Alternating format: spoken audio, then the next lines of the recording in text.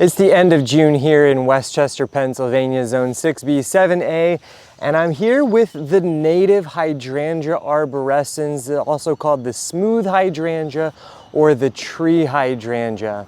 And if you are gardening here with me in the United States, particularly on the eastern side, here is a hydrangea that is native to our region. So if you are a native plant lover and you understand the ecological importance of growing native plants, and also just the fact that native plants tend to look really good in our gardens because they have the right energy, the hydrangea arborescens, it's a great choice. I've been growing these here for about 3 or 4 years in this area of my garden.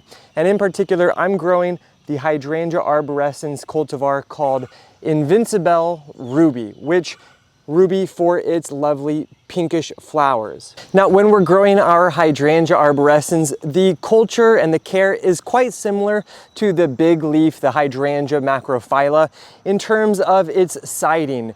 This is a plant that likes about a half a day of sun, and it is noted to grow from zones 3 to 9. So it has a really wide range. It's extremely winter hardy, but if you are growing in zone 7B, 8, even 9, you're definitely wanting to provide it more shade than if you're growing up in zones 3, 4, 5, or 6. Here in my 6B, 7A garden, this area gets, I would say, about 2 hours of direct sunlight between like 10 and noon. Otherwise, it is shaded by this river birch tree. Now, out in the wild, this plant is generally found in mountainous ravines and typically moist areas. And that's really important. You really want to ensure that you're able to provide it with really consistent moisture in order for the plants to look their best. If they're not provided consistent moisture and if they're getting too much sun, the plants will absolutely wilt. Now, that can definitely be remediated by giving it some additional water. If you find your plants are wilting, water them, they will bounce back, but it's not something that you want your plants to be undergoing consistently. So what I've done here is I have a soaker hose irrigation system in this bed, which is full of different kinds of hydrangeas, and it is absolutely working perfectly. If you're looking for a video on how to install a super easy soaker hose irrigation system, check the description below for a link to that video. Took me like 30 minutes to set it up, and it has totally saved this garden bed, particularly if you're growing in the shade of a tree like a river birch that has extensive root systems. Those trees, they're going to absorb the majority of the moisture in the soil from the natural rainfall, so you're absolutely going to want to provide additional irrigation on a regular basis. Now, this plant back here, compared to the one I was just showing you, gets a little bit less direct sunlight. It has more branches overhead that shade it, and as you can see, the stems are a little bit more floppy. Thus, that is a good indicator that if you can provide a little bit more sunlight, if your plants are a little bit floppy, providing them more sunlight, but also more moisture will be beneficial. Now, these plants will typically grow, there's a wide variety of different heights and sizes that these plants can get.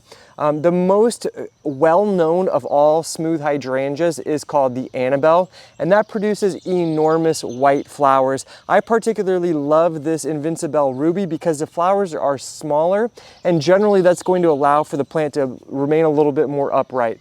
I've seen many instances of the Annabelle where the flowers are enormous, but the stems are not strong enough to hold the weight up of those large blooms. Now, this little guy I planted last autumn, and it's only about, been in the ground here for 9 months or so, and it has beautiful flowers starting this very first season, which is really nice. These hydrangeas are very easy with regards to pruning situations because they do produce their flowers on new growth. That means if at any point you need to trim yours back because they're outgrowing where they're situated, it's totally fine. You're not going to lose next year's flowers like what happens with our big leaf hydrangeas. Now, that being said, the only kind of general pruning that I do with my plants to keep them looking nice and healthy is that in the late winter or early spring, when I'm starting to see the new buds emanate on the stems, I will look for the stems that don't have any growth, and I will remove that old wood. That's going to keep your plant nice and airy, allowing for good airflow, and also have a much tidier growth habit by removing any sort of wood growing that's from, previous seasons that's no longer producing any growth. It's really easy to do and hugely beneficial. If you've been here a while, you know that I've recently put up a deer fence. These plants are absolutely susceptible to the deer. And last year, the deer had decimated my plants all the way to the ground. And this is all of the growth that has occurred just from this season. So if you really want to have vigorous growth in the spring emanating from the ground for a nice bushy plant, you can absolutely cut your plants back all the way to the ground the last maybe 2 weeks of winter or first 2 weeks of spring. And that's going to allow for your plants to really grow, flush out, and create a lovely bushy plant. And if you're interested to learn how to propagate your smooth hydrangea, definitely subscribe, as I'm in the process of creating a video how to create propagated plants from stem cuttings right from your own plant. So if you are looking for lovely, beautiful, showy native plants to grow in your garden, definitely consider the Hydrangea arborescens. It is one of the very finest. If you enjoyed the video, give it a like, subscribe to the channel. We have tons of videos all about plants.